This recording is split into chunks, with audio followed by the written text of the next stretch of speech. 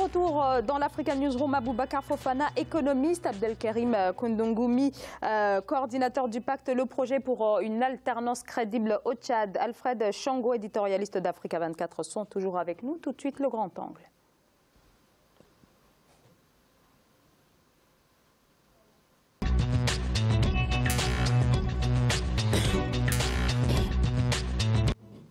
Selon les prévisions notamment de la Banque africaine de développement, l'économie rwandaise devrait relever ses performances cette année, et ce grâce en premier lieu à la reprise des cours des matières premières, mais aussi aux investissements dans l'agriculture. Explication, Corinne Kamzefem. En 2017, l'agriculture représentait 32% du PIB au Rwanda, une performance qui devrait s'améliorer en 2018 selon les prévisions de la Banque mondiale. Le pays exporte principalement le café et le thé, des produits très prisés sur le marché des matières premières. Et pour réduire sa dépendance aux fluctuations des prix et maintenir de bonnes performances économiques, le pays poursuit sa politique Made in Rwanda pour une plus grande transformation locale et une meilleure consommation des produits nationaux.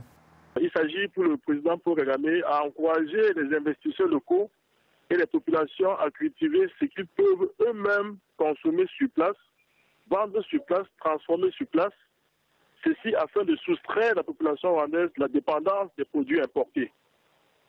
Dans cette optique, il est question de mettre un accent sur les cultures vivrières, telles que le manioc, le macabo, le maïs, le bananier plantain, en remplacement des cultures de rente, parce que les cultures de rente sont des cultures destinées uniquement à l'export. L'activité agricole au Rwanda est cependant soumise aux aléas climatiques qui influencent considérablement la production nationale. Les investissements dans le secteur privilégient de ce fait l'approvisionnement en engrais et les semences améliorées ainsi que les systèmes d'irrigation performants. Si vous voulez développer une culture, par exemple le bananier plantain à grande échelle, vous aurez forcément besoin de petits outils agricoles, vous aurez besoin de développer l'irrigation pour cultiver à toutes les saisons. Vous aurez besoin également de l'électrification rurale, parce que quand on va en milieu rural, il faut améliorer les pistes rurales, il faut améliorer les sources d'énergie en milieu rural. Tout ça fait partie du concept. Outre l'agriculture, qui est un pilier majeur de son industrialisation, le Rwanda parachève des projets de construction d'infrastructures dans le secteur des mines et conduit une politique économique dynamique basée sur les services. Un cadre macroéconomique qui s'avère donc propice à la croissance.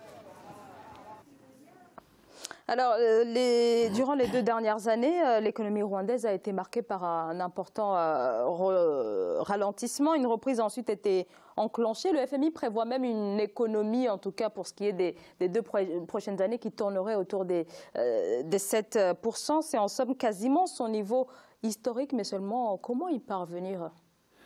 Comment y parvenir, c'est exactement ce qu'ils sont en train de faire. Je crois que ce qui se passe en ce moment au Rwanda ou dans certains pays africains, c'est qu'ils sont exactement en train d'appliquer ce que les dragons asiatiques ont appliqué pour pouvoir arriver à leur niveau de croissance et de prospérité économique actuelle. Parce que nos économies étaient formatées plus vers l'exportation des matières premières et plus dépendantes de l'extérieur que de nos propres produits.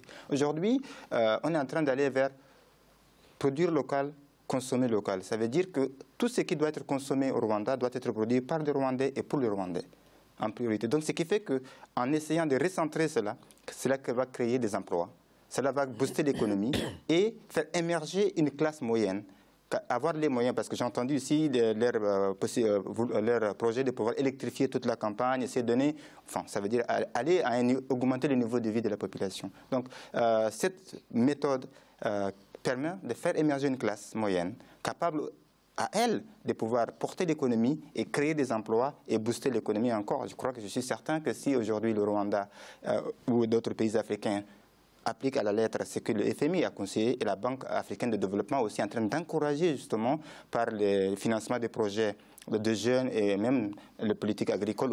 On a vu aussi au Togo, ils ont beaucoup financé, on en a parlé ici sur votre plateau.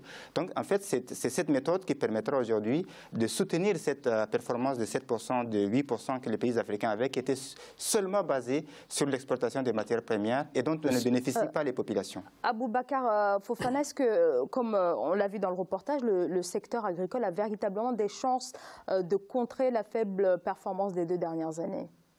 Ben, vous aurez remarqué qu'en Afrique, un peu partout d'ailleurs, l'essentiel de la population active se trouve dans le domaine agricole, c'est le secteur primaire. Et moi, je suis très content de ce chiffre, dans la mesure où 32% de contribution au PIB, c'est une bonne affaire pour les pays qui sont essentiellement agricoles au départ. Ne l'oublions jamais. Le Rwanda fait partie des pays des Grands Lacs, avec des terres propices à l'agriculture de toutes sortes. Et ce que j'apprécie aussi dans le reportage, c'est la volonté manifestée par les autorités de produire localement ce qu'on consomme et de réorienter les financements vers des produits dont la transformation se fera d'abord localement, ce qui ajoutera de la valeur aux produits. D'ailleurs, j'ai vu les chiffres. Sur les 10 dernières années, le Rwanda est constamment autour de 33, 32, 33, 32. Je prends un pays comparable comme la Côte d'Ivoire, qui est un pays agricole essentiellement. Elle peine autour de 22%. C'est pour vous dire que... Oui, mais en même temps, il faut comparer ce qui est comparable. La Côte d'Ivoire est beaucoup plus importante, plus grande, et puis avec une population aussi beaucoup plus... Oui, voilà, donc les performances ne sont pas... Mettre l'accent sur l'agriculture, c'est une bonne chose. Alors, pour autant, ça reste quand même toujours une agriculture de subsistance. Hein. Ils ont des produits d'exportation. C'est-à-dire, justement, c'est sortir des productions de rente et aller vers des productions de subsistance en premier. Sinon, comment expliquer qu'on exporte des matières premières avec l'argent que cela rapporte, on va acheter des vivres. C'est ça, donc... C'est un non-sens économique. Il faut pouvoir produire. Je prends des pays, j'en connais, qui, l'essentiel de ce que leur rapportent les exportations de matières premières minérales va dans l'approvisionnement en produits de première nécessité, le riz, et j'en passe. C'est ça, voilà, oui. C'est pas normal. Alfred Thiango. Oui, non, mais c'est un vrai paradoxe parce que on l'a souvent assez répété ici, c'est que l'Afrique est entièrement, principalement, à vocation agricole. Si on prend toute l'Afrique dans son ensemble, c'est cela. Malheureusement, dans toutes les politiques qui ont été mises en place depuis les indépendances, l'agriculture a été le parent pauvre. Ce qui donne justement ces paradoxes de l'insuffisance alimentaire, l'insécurité alimentaire, parce que on ne produit pas localement soi-même. On aurait dû d'ailleurs commencer justement par cette économie de subsistance vivrière pour arriver justement à l'industrie agricole, à l'agro-industrie, etc. Non seulement le produit de la terre, mais aussi l'élevage, d'abord à destination nationale, les marchés nationaux, et puis à l'exportation.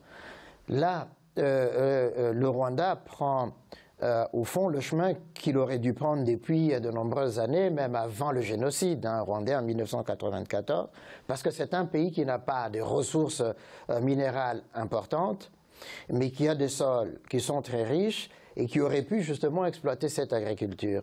Mais l'une des difficultés du Rwanda, c'est que c'était un pays enclavé.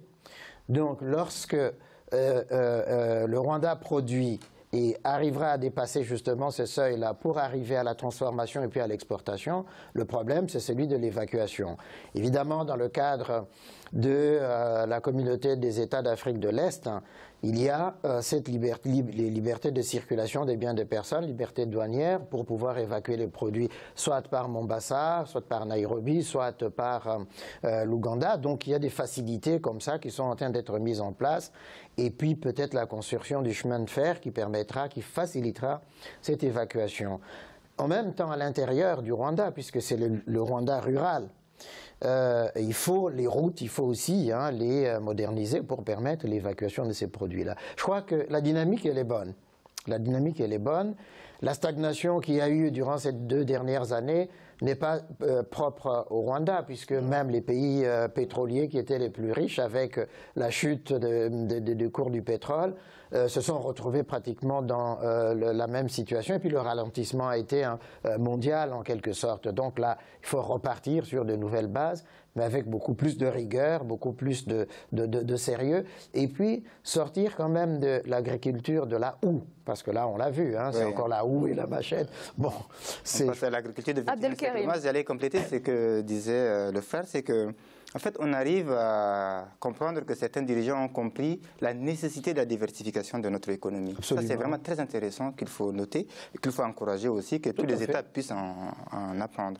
Mais seulement, ce qu'il faut aussi noter, c'est qu'il y a une autre chose qu'il faut remarquer, pourquoi le Rwanda ou d'autres pays sont en train de s'engouffrer aussi dans ce secteur, c'est que la plupart des pays africains qui ont réussi à émerger ou à décoller, comme l'Éthiopie ou le Kenya, beaucoup, en fait, c'est des investisseurs étrangers dont ces États-là servaient comme un peu les ateliers d'autres pays. Absolument. On a vu des Chinois venir ouvrir des ateliers de couture, des chaussures. Donc, finalement, des Hollandais de rose. Donc, ça devient plus compétitif parce que tous les pays commencent à faire la même chose. Et si tous les pays font la même chose, cette économie qui était portée par ces secteurs tertiaires et industriels va chuter. Donc, il faut trouver une soupape de sécurité ou une soupape pour encaisser ce choc. Il y a ceux qui ont subi le choc pétrolier, comme les pays de l'Afrique centrale, qui n'arrivent pas à s'en sortir parce que le prix du pétrole a baissé, donc leur économie était complètement... Et qu'ils ont très mal géré, la rente pétrolière. Et là, on voit bien que cette petite rente qui était arrivée grâce à ces industriels étrangers qui sont venus investir parce qu'il y a eu un climat de stabilité politique et de sécurité qui ont fait que les gens sont venus investir. Et maintenant, il faut canaliser. Et même ce que la Chine a fait juste avant, c'est que ces industriels qui sont venus investir, maintenant, ces pays africains leur disent maintenant commencer à transférer le savoir-faire aux locaux.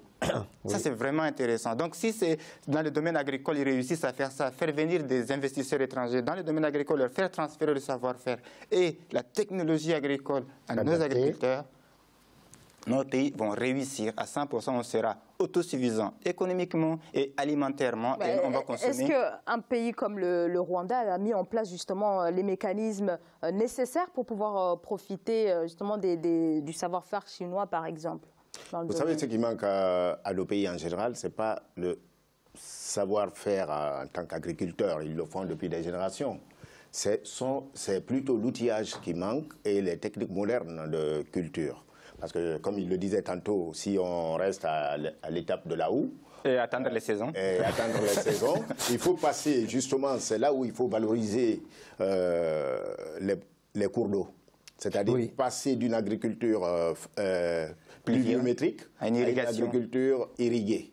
Et cela est possible avec la construction de mini-barrages. On ne demande pas des grands mastodontes, des mini-barrages qui font que les populations puissent faire 2-3 récoltes par an.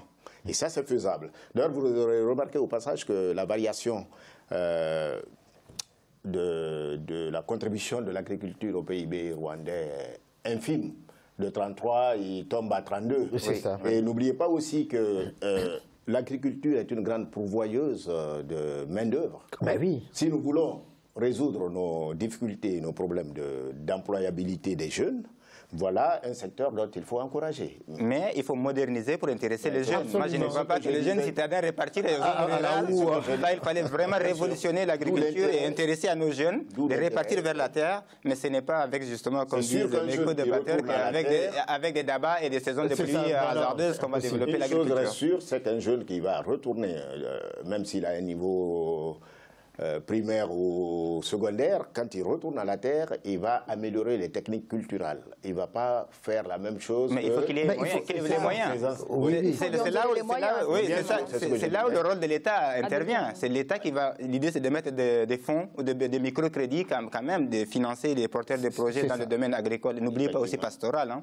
Il y a les éleveurs aussi, et essayer de combiner les deux, de pouvoir les intéresser et les accompagner pour pouvoir améliorer les choses et leur donner, ou même moi j'ai vu l'Inde a beaucoup donné des tracteurs, elle a beaucoup installé des usines dans certaines usines de tracteurs, de certains matériels agricoles dans des pays, ils ont fait ça au Tchad et dans d'autres pays. C'est ça aussi, c'est des gestes comme ça que nos États puissent s'en approprier et aider nos agriculteurs. Il y a 20-30 ans, l'Inde et la Chine. Exactement.